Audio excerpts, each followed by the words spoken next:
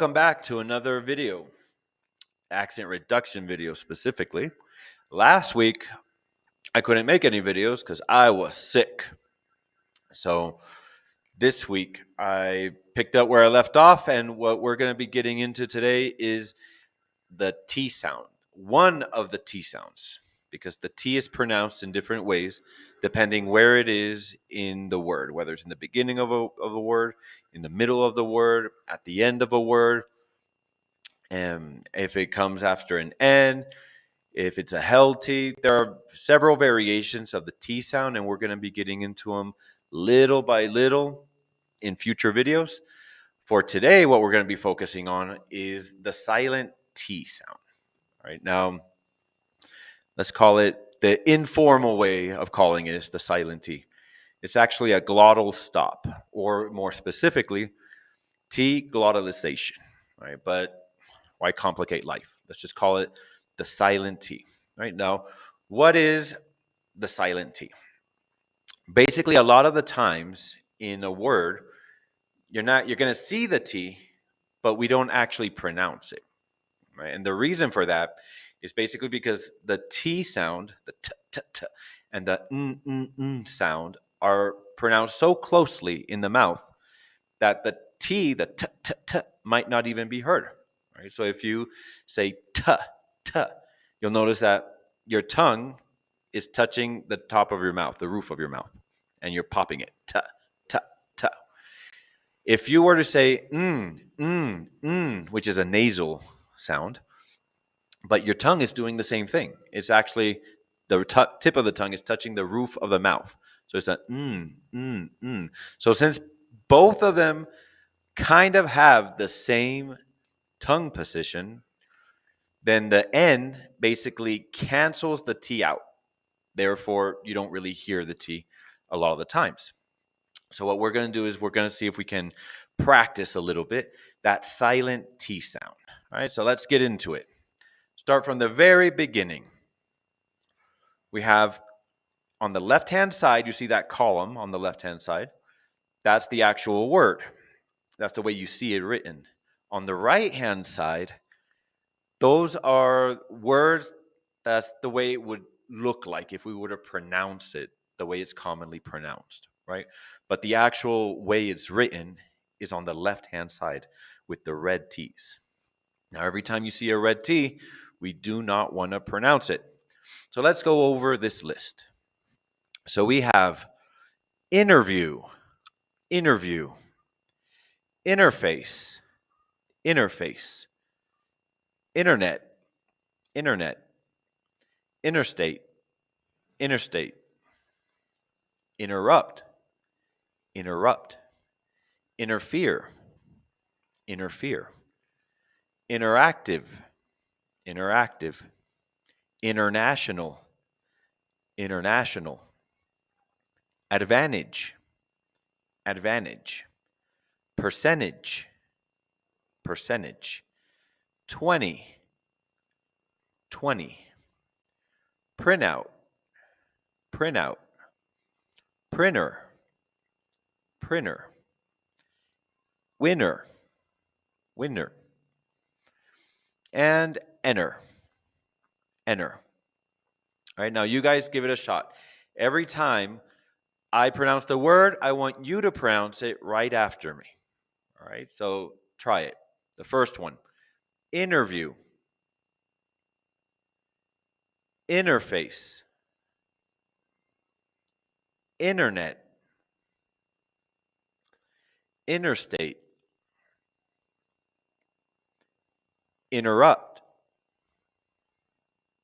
interfere, interactive, international, advantage, percentage, 20, printout, printer, winner, enter. All right, now not bad, not bad. Now keep practicing over and over and over again. all right, until you get into the habit.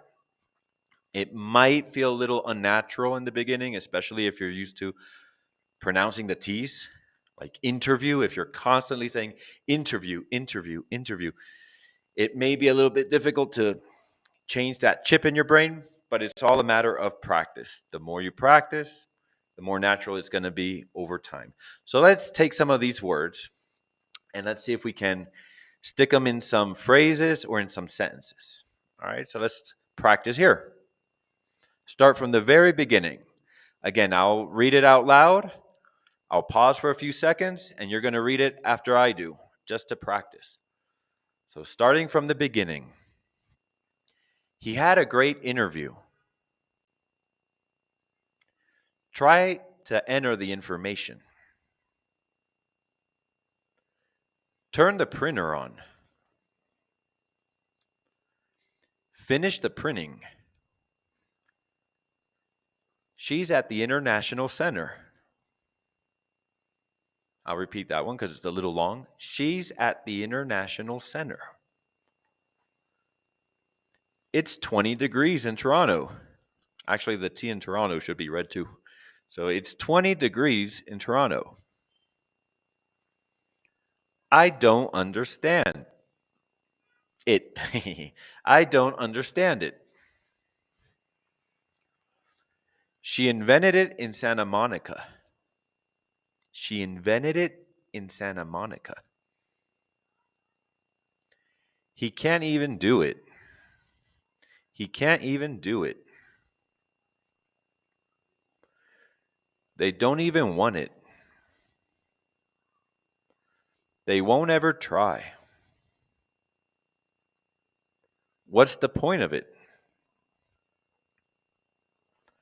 She's the intercontinental representative. She's the intercontinental representative.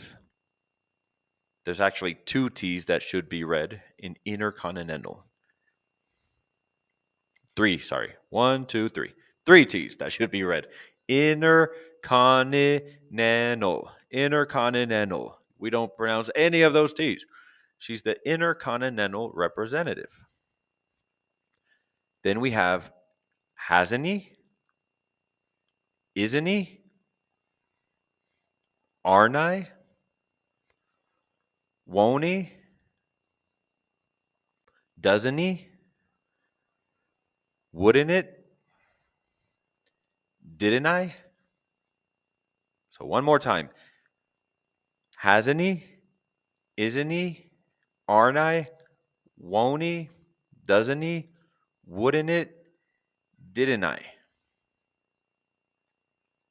All right, now a quick tip, unrelated to today's topic. But just so you know, you're going to notice that I said hasn't he and isn't he. I didn't pronounce the H's on he.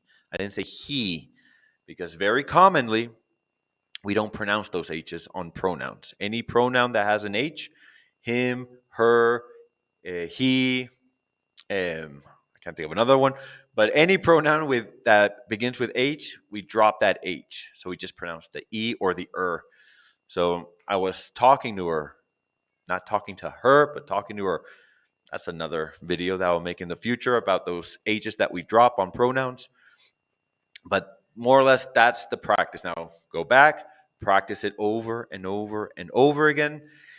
And this is very, very common where we do not pronounce the T's. Now, that doesn't mean that it's like that 100% of the time. Right? Many times, different people will pronounce it in different ways. Some people might say interview. It's not really wrong. There's nothing wrong with saying interview.